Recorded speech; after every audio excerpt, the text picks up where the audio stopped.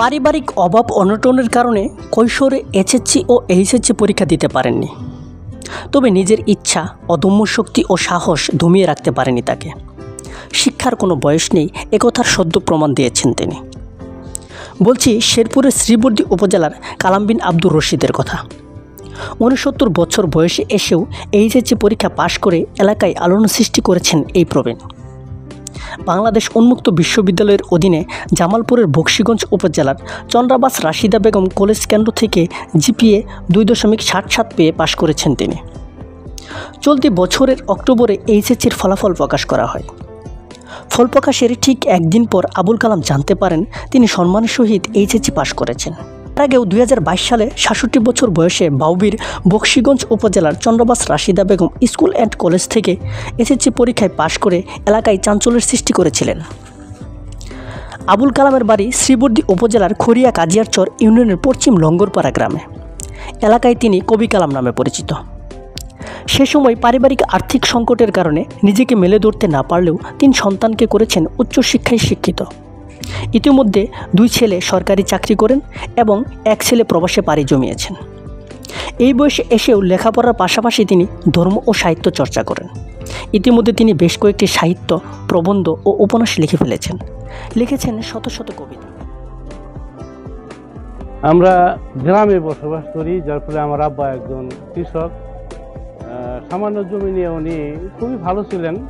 আমরা 5 ভাই 1 বোন, যার ফলে সংসারটা একটু বড় হওয়াতে আব্বার সংসার চালাতে একটু হিমশিম খেয়ে যায়। কিন্তু ছোটবেলা থেকে আমার লেখাপড়ার খুবই ইচ্ছা, খুবই শখ ছিল এবং কিছু পড়ছিও।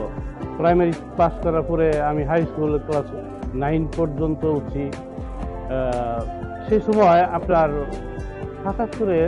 1977 আমি ক্যান্ডিডেট ছিলাম এসএসসিতে, কিন্তু অভাব অনটনের কারণে ওদিক দিয়ে আর আমি আগিতে পারিনি। আব্বাও হিমশিম খেয়ে গেলেন আমাদের লেখাপড়া চালানোর জন্য। 5 ভাই 1 বোন, সংসার চালানো সাধারণ কৃষির উপর নির্ভর করে সেটা আর হয়ে উঠলো না।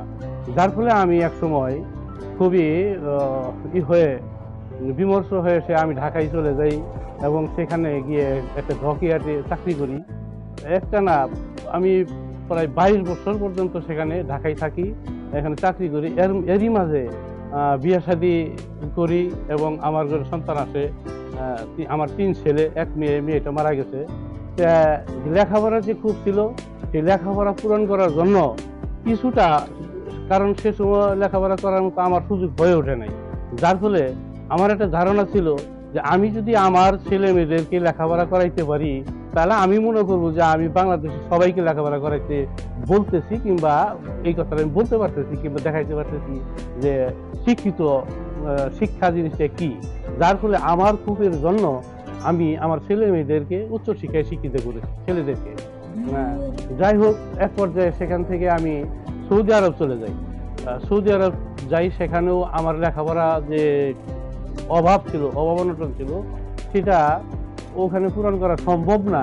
তারপরেও আমার কাছে বই খাতা সব খুবই ছিল।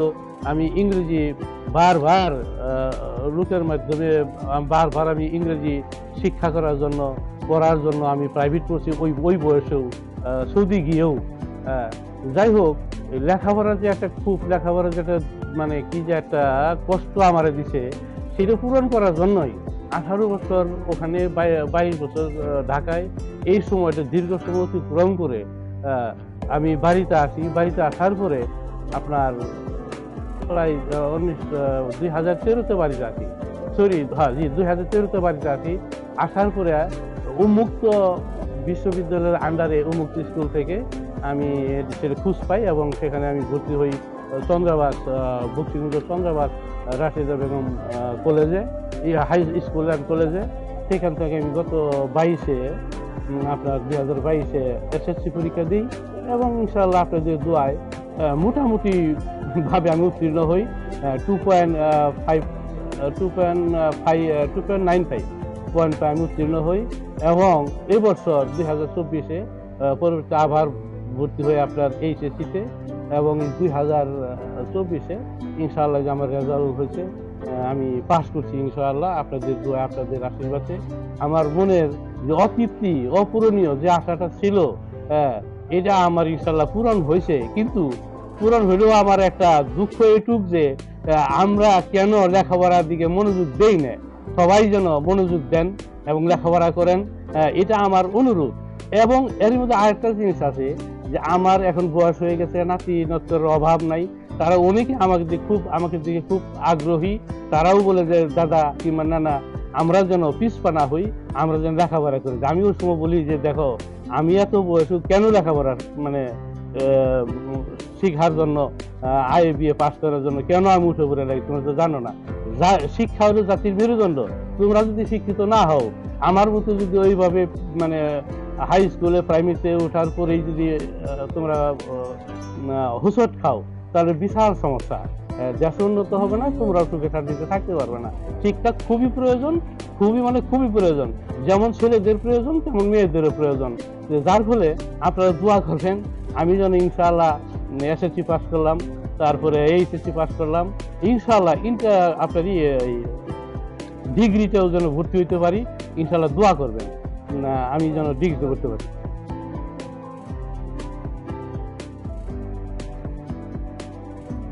দাদি আসলে পেশিয়া রাখিত দাদি ঝুলি কাথাই মুড়ে শোয়ায় রাখিয়া কখনো দাদি যাইনি ঘের দূরে।